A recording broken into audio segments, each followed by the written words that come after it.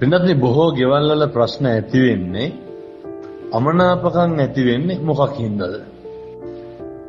මිනිස්සුන්ට තියෙන ගැටලුවක් තමයි මේ අනෙකගේ සිතැඟි අඳුර ගන්න නැතුව කටයුතු කරන එක. ජීවිතේ පුරුදු වෙන්න ඕන දෙයක් තමයි කටක් කරලා වචනයක් කියන්න කලින් අනිත් මිනිස්සයා ඉන්න මානසික මට්ටම තේරුම් ගන්න බලන්න.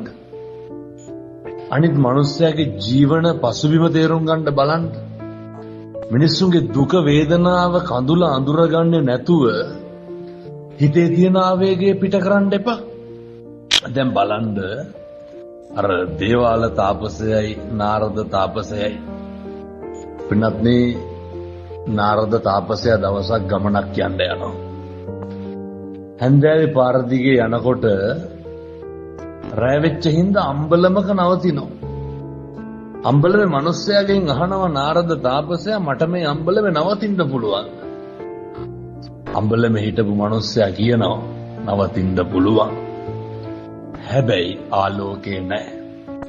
ඇහැ කන පේන වෙලාවේ නාරද ආපු හින්දා නාරද අම්බලමේ ඇතුලේ කෙළවරේ නිදා ගන්නවා. පින්නත් ජාමකින් දේවාල තාපසයා එනවා. එතකොට කලුවර වැටිලා.